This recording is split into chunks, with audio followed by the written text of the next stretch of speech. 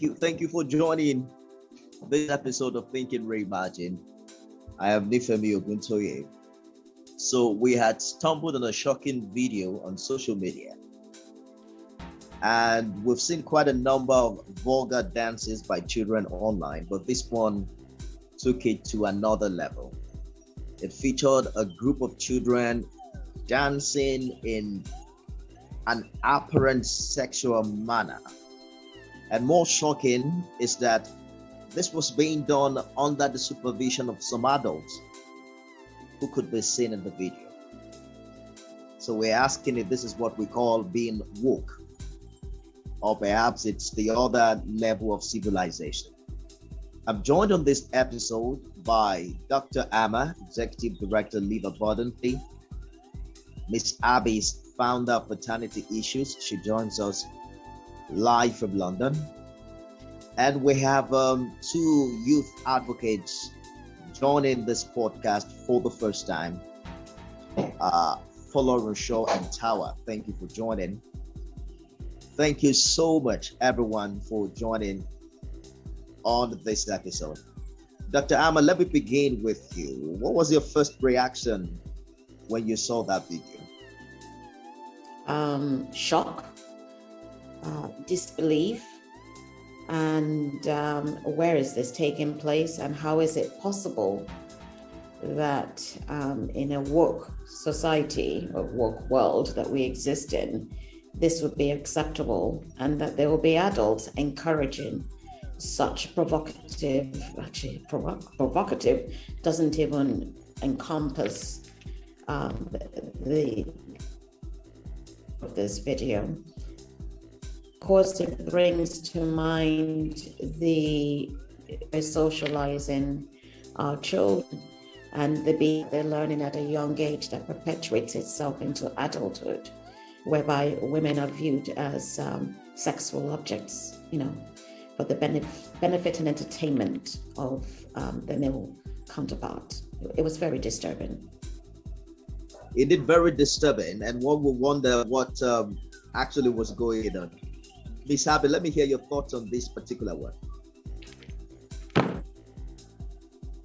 When I saw the video as was sent last week, my initial reaction, and I typed the message immediately, was I'm lost for words. I was literally lost for words. I could not believe these were innocent souls that had witnessed this sort of behavior and were even coerced into behaving this way. I was trying to get my head around certain questions such as, A, where did this take place? B, is this a party game like musical chairs? Because that's what it seemed to be, almost like musical chairs, or when you freeze, musical freezing and things. It was a party game. So I guess, and I was thinking, what is the aim of this? To see how explicit the dance could be, or I could not understand it. And a part of me was praying that it wouldn't be in Nigeria. Mm-hmm. I was praying that it wouldn't have taken place in Nigeria. I'm yet to find out where. But regardless of wherever it did take place, it is awful behavior. And for adults to be around and be encouraging this, it makes it even more terrible. Nigeria or not, Miss Abi, it's a global village we live in now. And what baffles me the most is, if this is on tape, then you can imagine what is not on tape. Because for that action to be on tape, it means that some people consider it right and an appropriate lifestyle. Funsho, what do you think? Do you consider this time a very challenging time for children to grow in? Yes, I really consider it to be a challenging time for children to grow in, particularly with the whole idea of being woke. Because as Dr. Amma said she was surprised to see such a thing in this woke generation. But if you look at it from a different angle, you find out that some of these kind of things that are happening, some of the things that are displayed in this video, they basically happened because of a different opinion of what it means to be woke. There's this philosophy that children should be left to choose, children should be left to decide at a very, very tender age, right from them growing up, that from learning from experiences, they become better people. And these are one of the things that are leading to the propagation of such practices or such things that were displayed in that video. So yes, it's a very, very challenging period for children to grow up. It's really challenging right now. I get your point, Funsho. It's like we're taking this freedom to another level. Mm-hmm. So we've had conversations in the past where, it's a civilized world, so you can decide to. I'm choosing my words very carefully now. Yeah, I understand you. Yes.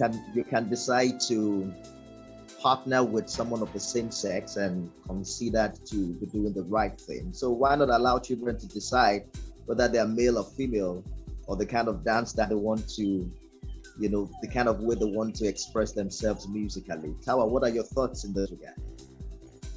I'd like to say something before Tawa speaks, if that's okay, because when we're talking about being woke, it's about being aware, having a sense of awareness of discrimination or injustice or inappropriate behavior in this case. To have adults watching that and encouraging it means that the adults saw it as appropriate behavior and they were carrying it on. It is a discrimination. It wasn't the girls who were doing this to the boys. It was the boys doing it to the girls. So you're already inculcating in a very young mind that this is the way things occur and it is suitable. There's so many other ways to have a party that you don't have to do such a dance. And to perform such an act and have somebody film it is discriminatory against the girls. It's microaggression at its very simplest state. So let's start by defining what it means to be woke, to be aware of discrimination, whether it's by race, gender, age, sex, name it, but more importantly, to take action against changing that sort of behavior. That is very critical when you're talking about being woke. Dr. Amma, are you saying that it would have been woke if it was the girls doing it to the boys? No, it would not have been woke at all. It is not appropriate.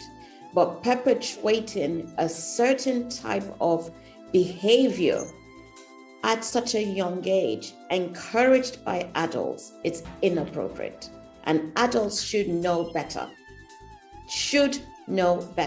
And when you know better, you do better. That is the issue here. I agree with you to that extent. Perhaps we'll hear Tawa out. Tawa, what are your thoughts about this? So, the very first thing that came to my mind was drawing a line between the video that I watched and just the increasing occurrences of child sexual abuse in our communities. Now, when it comes to teaching kids about sex education, you see parents shy away very fast. It's like, oh, my baby's just 5. Why am I teaching her all of those things? She doesn't have to have this information. She's so young. She's this, she's that. So you have children who are probably not aware of the actual extent of the game that they were asked to play. So that's really what crossed my mind. I'm thinking that if this girl child is in a school, for example, and a boy, a mate in class, a peer, or even an adult rocks her against his body, she's thinking, oh, this happened at a party. My mommy was there. My daddy was there, and they didn't say that anything was wrong, which means that she's more likely to keep quiet about that kind of abuse. It means that this boy, if his teacher tells him to follow him to the toilet one day and perform some acts on him, is thinking, oh, this doesn't look so strange. Something similar to this has happened before, and my mommy was there, and my daddy was there, and they didn't say anything wrong.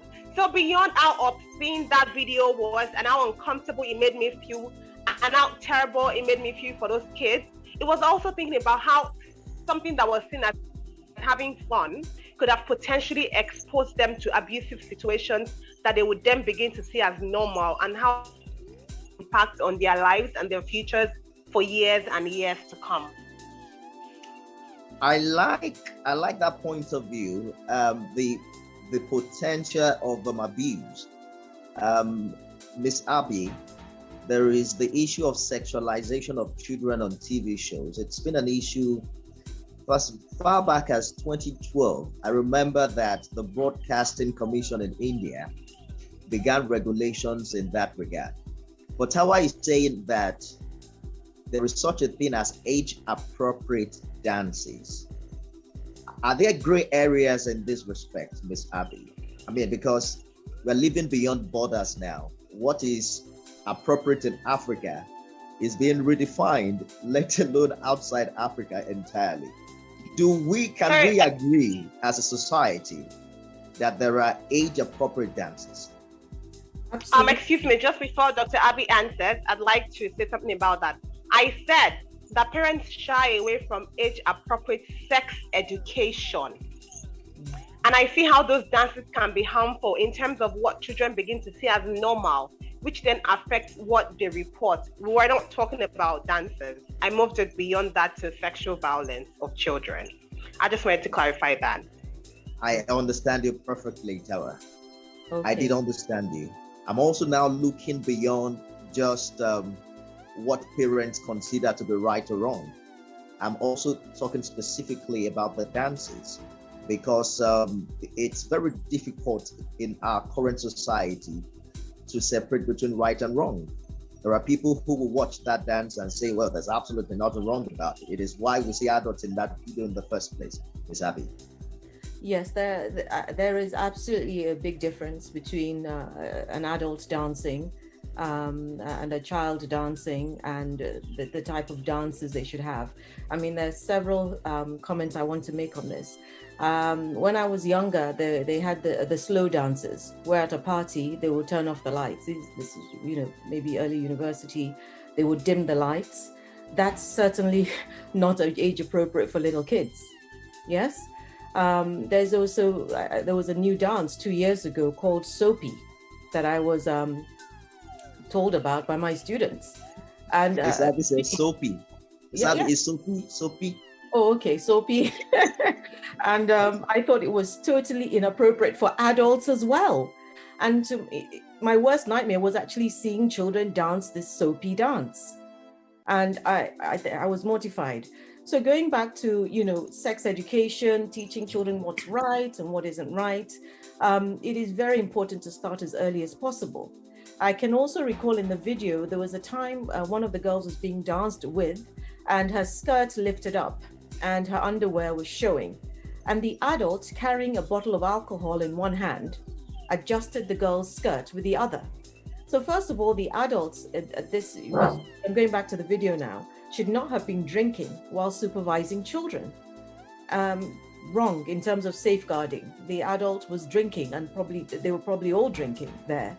And why would she obviously knew that the girl's underwear shouldn't be showing, but the girl shouldn't be dancing that way in the first place. And when it comes to sex education, I totally agree with Tawa that you do not start at an appropriate age. You start as early as possible, because as we know, child molestation begins as early as age 1, age 2. As soon as the child can comprehend, do not do this to me, you start teaching the children that. So as early as children are 2, 3, nobody should touch my this, should touch my that, should touch my that. And you should always make yourself accessible to children, whether they're your children or not, to report. Reporting is so important. Children tend to be afraid to report. In our time, 70s, 80s, it was difficult to report anything. Nobody would believe anybody. And I've always said also as a historian that there is an increasing rate of child molestation. I totally agree with Tawa as well, because I believe when we lived in the villages, just to make it short, Agbole, as they say, isn't it, in Yoruba, where the chiefs were there, and if brother so and so did this and they told somebody, I'm sure the man would be paraded around the village with frogs or something around his waist. I mean, there would be strict disciplinary action taken on this man or woman. But in this day and age, for some reason, there is an increasing amount of cases of children actually not coming forward and being molested. So whether it's for, I don't know, some people have said it's for spiritual gain, some have said because there's a high rate of alcoholism in the society. And as I've always said, Nifemi, in all these podcasts, the Nigerian, I'll restrict it now, environment is over-sexualized. It's over-sexualized. I believe some people's motive first thing in the morning is, what am I going to do in this situation, and this is what I'm going to do with it, and it's all to do with sex. We're in an over-sexualized society, and that's what's causing this as well. I have a panel that agree completely that the video is wrong. How do we penalize this act, particularly in the situation where the adults in that video don't seem to see anything wrong with it? I think the very notion of being woke is to be aware of something and doing something about what you are aware of. So now we've come to see what is going on. We've come to see the societal miscraps and mishaps. So what do we do now? I don't really know the country where that happened, so I'll just speak from a general point of view. When you see something this appalling, what are the necessary steps to take? One, I really recommend that there should be a regular channel, a proper channel of reporting. Like years ago, we used to say that in Yoruba, I can't really say it in Yoruba, so I'll just say it in English. A child is not trained by a family. A child is trained by the community. So in this kind of situation, what is appropriate is a community action. A community action to intervene into that kind of situation, that this is societally wrong. Everyone, it's not just we knowing that this is wrong. Almost everyone knows. The people who are in that video, the adults in that video, when they get to see this video, they know that what they did was wrong. So it's a societal thing.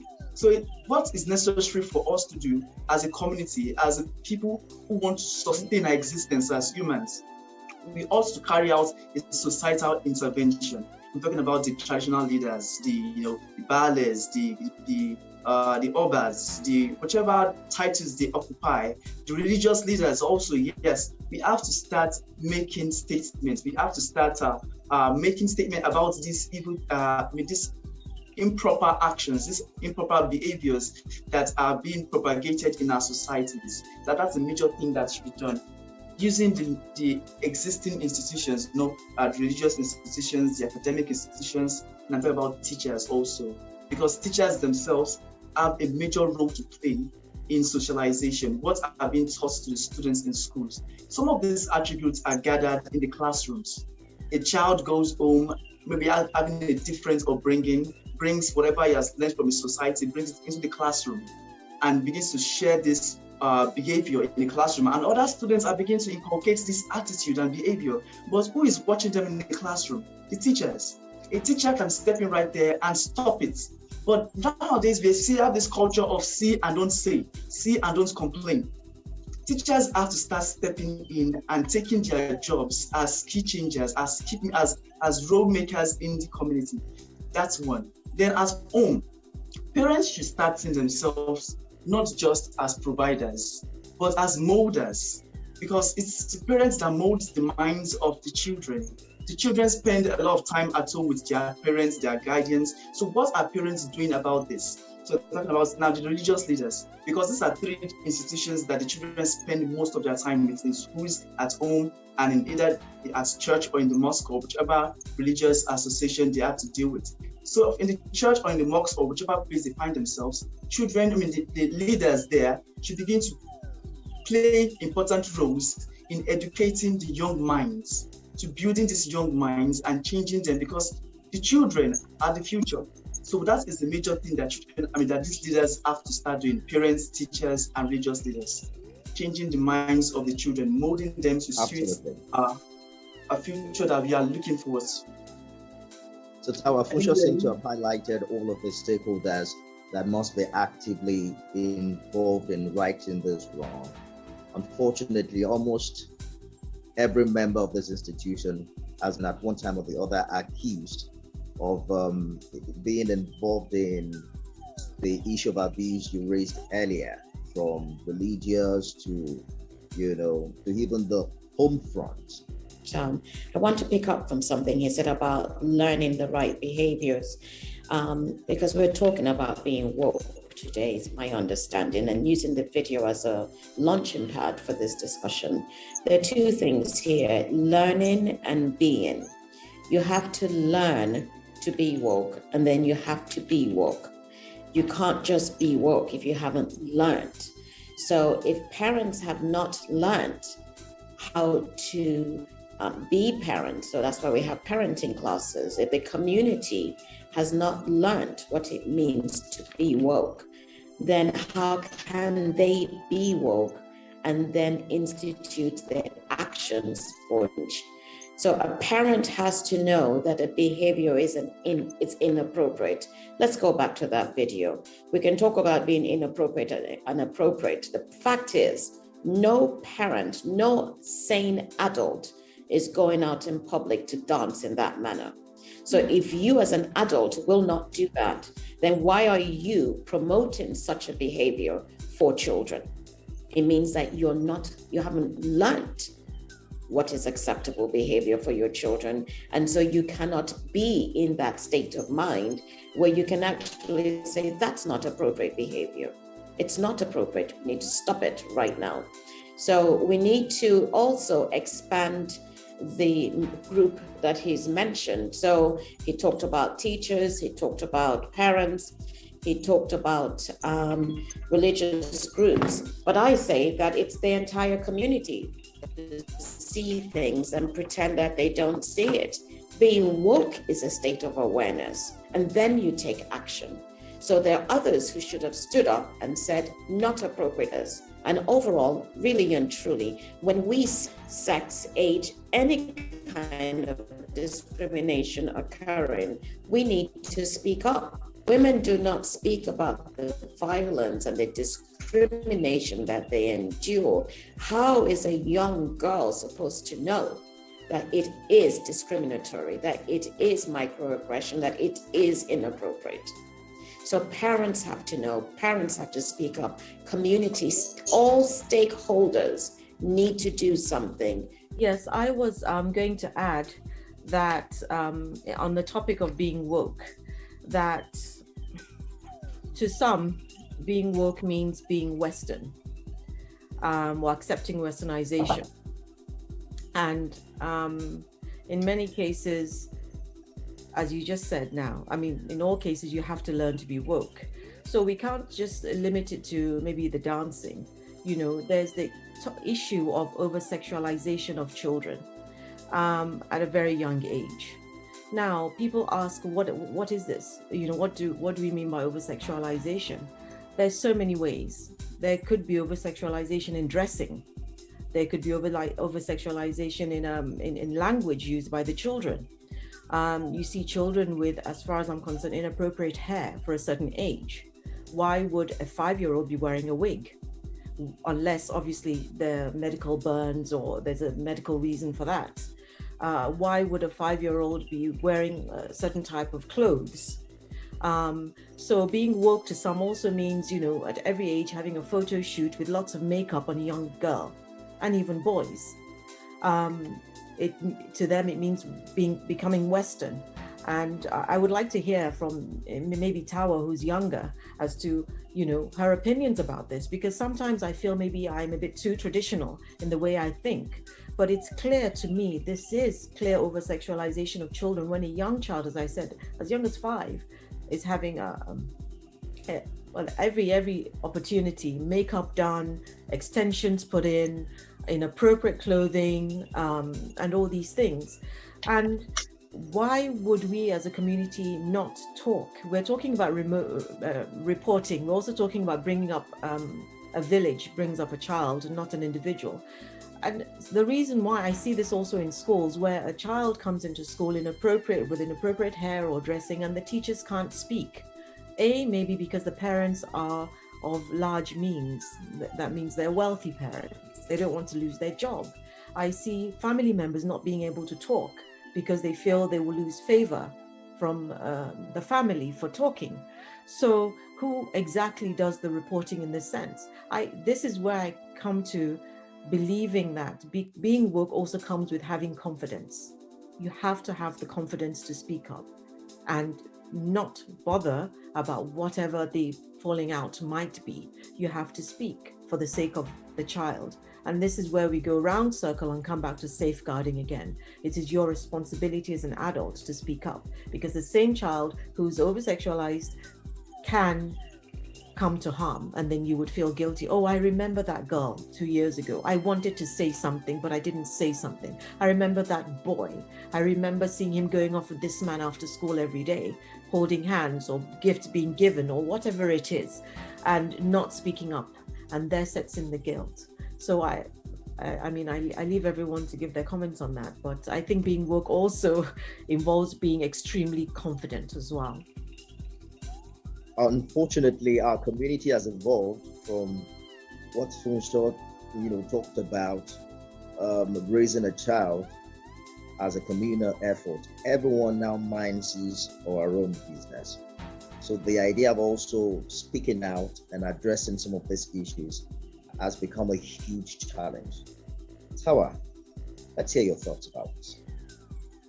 So I'd like to say that although we seem to have moved away from the traditional models of community parenting, some of that is still going on in some other forms that we might not take note of because they're not happening the way that we're familiar with. So for example, I work in the area of sexual and gender-based violence, so a lot of my examples would draw from that. Last year, there was a case of a young son kissing this, I think about 5, 6, at most 7 years old, and this young man was already in the university. And then did this video where it was kissing her on her cheek, on her lip. I think there was tongue at some point in that video, and it was also very uncomfortable. He shared the video by himself, or somebody shared it, I can't remember, but the video went viral. It was everywhere on Twitter, on Instagram, and people kept on tagging organizations that work in this sector, like, oh, have you people seen this video? Do you see what's happening? And then, of course, it was taken up. Let's say the case was taken up, right? And then this young man said that, oh, she's a stepsister. He doesn't have any bad intentions, and all of that. Do you know that because people saw this video and they were uncomfortable enough, they were aware enough, they were woke enough to say that you're not going to bamboozle us and say, oh, you are just woke and this is just agape love, and you're kissing her on the lips, you're kissing her in the mouth, let's test. So I think that as Nigerians, and I understand why we've lost a lot of faith in the system, but I also think that it means that a lot of times we don't even try to see how far we can take things before we say, oh, nobody will do anything. Nobody cares. It's not going to get anywhere. The police in Lagos. No, by the way, this was very interesting because I was like I had first-hand information to this. It was people on the internet that supplied this young man's address. Literally, from a viral video, somebody will say, oh, I know this person. We go to school together. He's in my class. Let me get you his phone number. Let me get you his address. If you go to so place by this time, you'll find him there. And the police actually went to pick him up. From a viral video, I really want us to pay attention to that. From a viral video. So, and this was just from people saying, you know what, we're uncomfortable by this video. We're uncomfortable by how this young girl is being treated. And even though you say she's your half sister, we want the law to take its course. Go and say your story to the police. There was another time a mother was found blaming her child for rape. A very young girl, not up to 8 years old. And her mother was saying that she's always following men after they said that somebody raped this girl. And I know at this time, the Lagos State Domestic and Sexual Violence Response Team actually took up this case. They actually got this child. They gave her medical care, psychosocial support. I think her mother also got some counseling. Interventions were made, basically. And in both of those instances, it literally started from videos that went viral on social media. And then some people decided that beyond making this video viral, we're going to provide you with actionable information so that in both of those cases, you can help these children, you can ascertain if harm is taking place, and if it is, you can actually intervene. So, Nigeria has 31 sexual assault referral centers, which is truly a drop in the bucket, considering the magnitude of issues that we have to deal with. But the point is, these centers are there and they can be used. across local governments in Lagos and even Ogun State to some extent, and Abuja, they are literally gender response teams in police stations. These things are not perfect, but they work. Now, this video that we saw, for example, where these girls were dancing with boys and adults were there. If this video I hadn't come across this video until it was shared yesterday personally. Now, if this video was a video that really gone viral and people had tagged organizations that work in this sector, it would have been an issue of, okay, does anybody know anybody in this video? Or does anybody know the area where this birthday happened? And then law enforcement could have been brought in. It could have been taken from there and said, okay, first of all, this is COVID times, by the way. Why is this happening? And why? Because by law, although children belong to their parents, they also belong to the state. So you're going to explain why you're there as an adult and all of this is going on. So yes, we should socialize children, we should educate children, but I'd also really like to implore all of us to test our laws. They are not perfect, but I can tell you that they work sometimes, especially when you're fully ready to stay the course and follow it through to a logical conclusion. When you see videos like this, when we see videos like this, we can be irritated, we can say, oh, this is absolutely not wrong. But can we also look at this video and say, who do I recognize? Do I know anybody in this video? Can we provide actionable information so that these things can be taken up and this case can be attended to? It's possible, like I think it was Dr. Ahmed that was saying, that being woke also comes from learning. There's so many ideals that a lot of us had to jettison as adults. It was not how we were brought up. We're brought up to see certain things. A lot of people had to train themselves on how to think about rape as adults. Because when we're kids, most of us were filled with, don't wear short skirts. If you wear short skirts, it's your fault. Why are you doing this? Why are you doing that? As adults, we had to train ourselves. We had to read. We had to listen to educational materials that told us that, look, this is a wrong way of thinking. You can't blame the person who was raped for a crime that was committed against him or her. So we can't also take for granted that these parents know the right thing. Maybe they do, but also maybe they don't, which means that some learning has to take place. And none of this can take place if we don't first identify what is wrong, and before we can now come in to say, okay, here is how I can help, or here is how we can provide sanctions for harm done. Yes, I'd like to add something about sharing videos virally. When you're sharing, I think I mentioned this in some podcasts previously, that having inappropriate material on your phone is actually illegal. Yes. But besides that, if you want to share a viral video with a young, a minor, their faces must be blurred or blacked out. Their eyes must be blacked out. So I agree that they should be sent virally, but caution must be taken as well, because otherwise we're exposing the child and we're exposing the innocent family of the child, who, as you said, might be uneducated or unexposed or uninformed, about what's going on. So it's important, yes, to highlight the important that the cases will be taken up, but please, when we're sharing videos virally, we must make sure we blur the faces of the minors or black out their eyes, please, when we do that. Thank you very much for adding that. So that's very important, and I should have added that. When I say go viral, let me also add that it's not about just sharing videos, because a lot of times we also make this thing sensational. So at that point, it's not even about helping the children or helping anybody. We just want the shock value of, oh my God, children are doing this. So what we can do is notice the organizations that actually work, or the individuals that actually work in this space, and send those videos to them via DM. So we don't even have to share.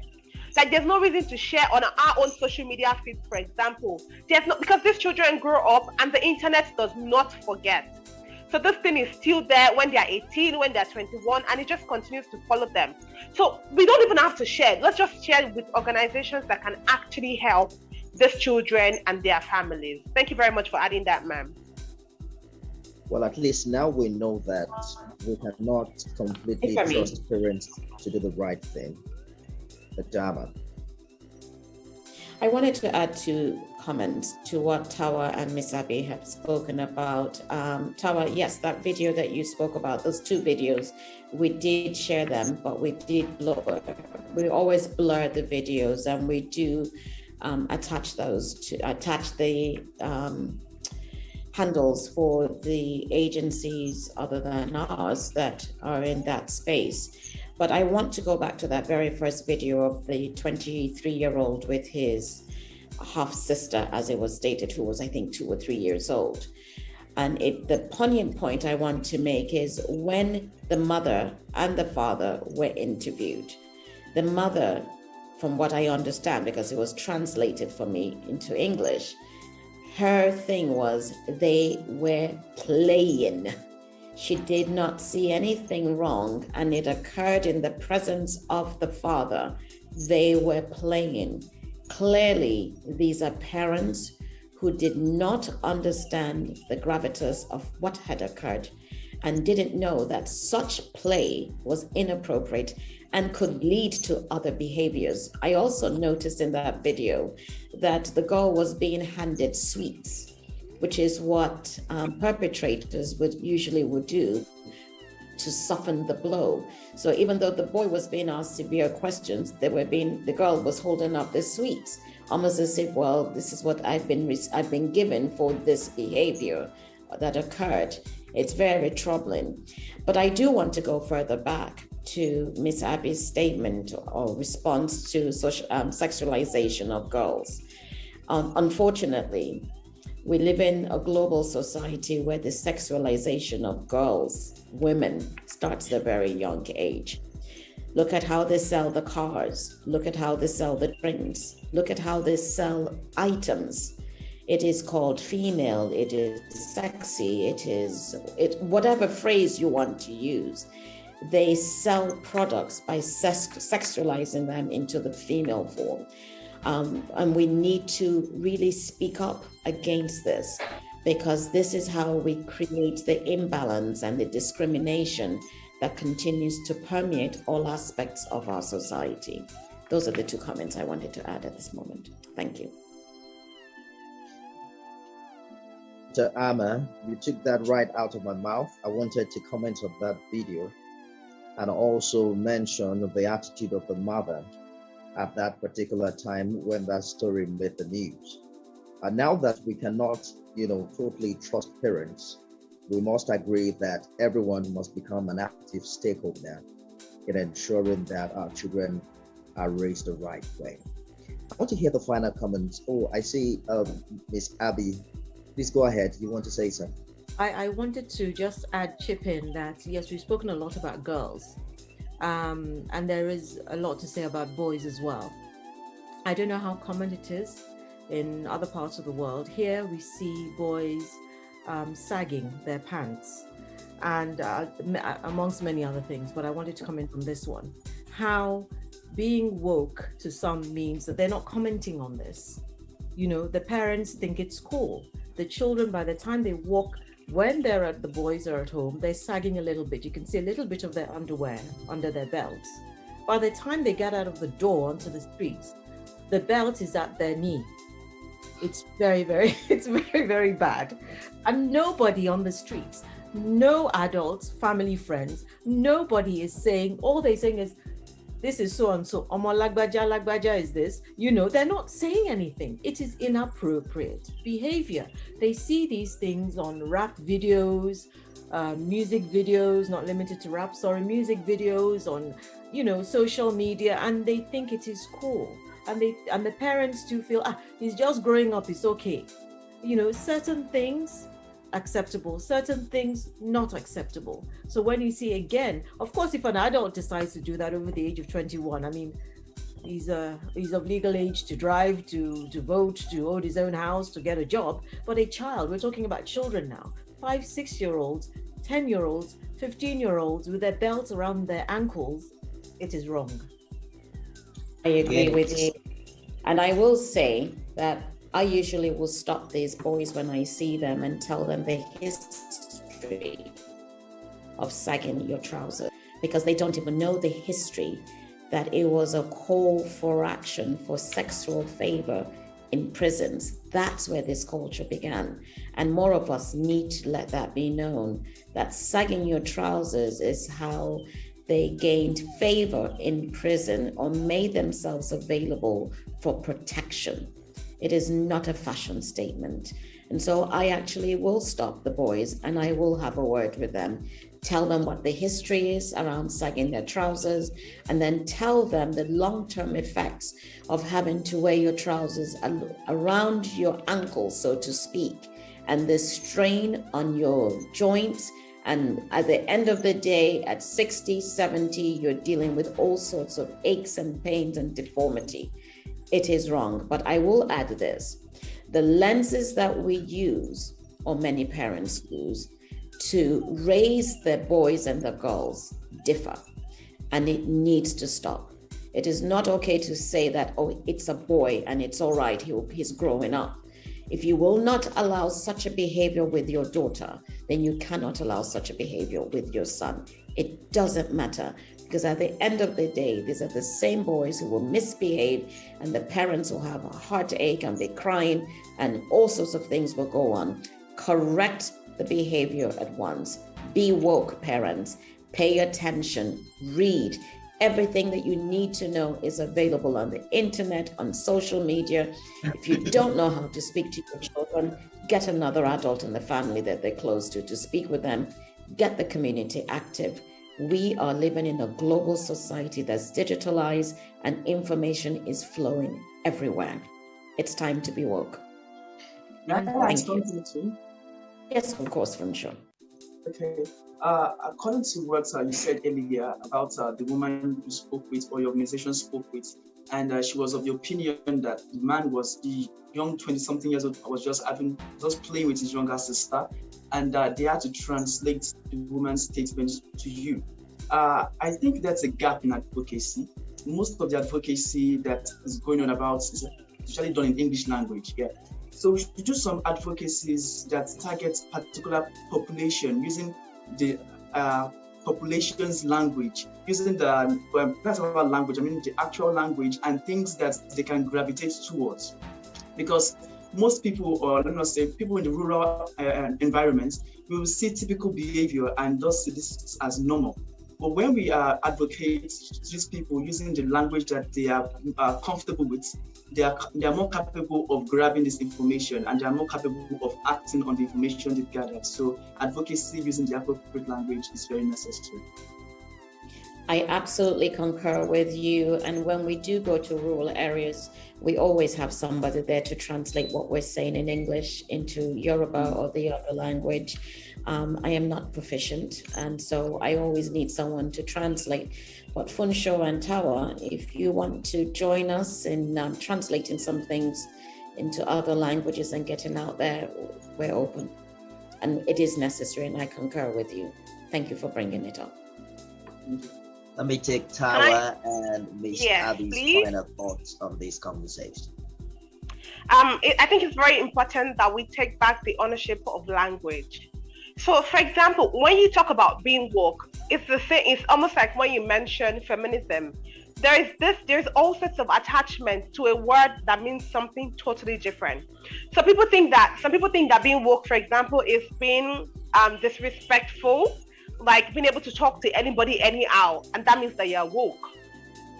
Some people think that being woke means that just piss your life away. For example, you have very dangerous habits, but you think that that's you being woke. You're taking ownership of your life. But these are habits that are medically proven to be harmful to you in the short term and in the long term. Some people think that being woke is allowing everyone to just do whatever they want. And yes, we do have to respect people's choices, but only to the extent to which those choices do not affect other people's lives, right? So if somebody is being harmful to somebody else, being woke is not allowing them to just get away with it because every man for himself, God for all of us.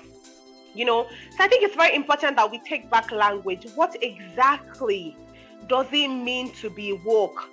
Is being woke just all about being disagreeable, being disrespectful, being rude, being belligerent? Is that all being woke is?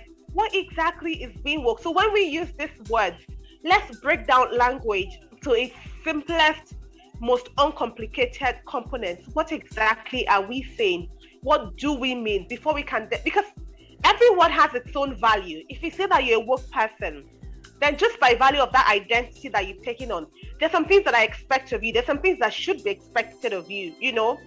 But if we don't even know the meaning of the words that we ascribe to ourselves, then it's almost impossible that we'll live up to those values, or that we'll be able to contribute to society in the ways that we should be able to. So let's take back language. Let's break down this language into their simplest components. What does it mean to be woke? And then how can we be woke? Thank you. Ms. Abi, what are your final thoughts on this?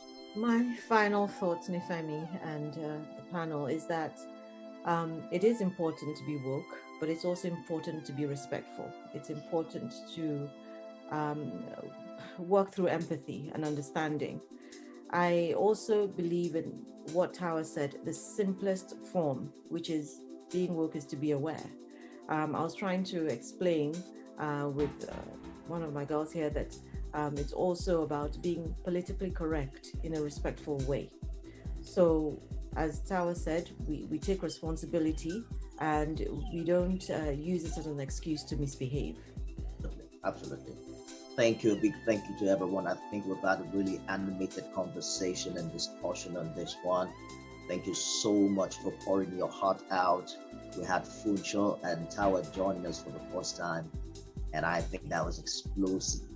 Childhood is supposed to be a time of innocence, and no one should be robbed of that time in life. Unfortunately, as our society become over-sexualized, we see adults exploiting and taking advantage of these innocent souls. Thank you, Tawa, for sharing with us that it's the responsibility of all of us to begin to speak out and begin to lend our voices to taking back our society and help nurture these young ones. Thank you, Dr. Amma, for redefining the word woke. Ms. Abi is also saying that don't take that privilege and opportunity to be disrespectful. Dr. Amma shared with us the history of sagging. I mean, many people do things these days just because they see other people do them, but they don't take time to study and understand why. I remember what Bolage said. He said, young people always ask why, and why. And I'm hoping that someone who's listening to this will be inspired to do a little more due diligence in finding why they do the things they do.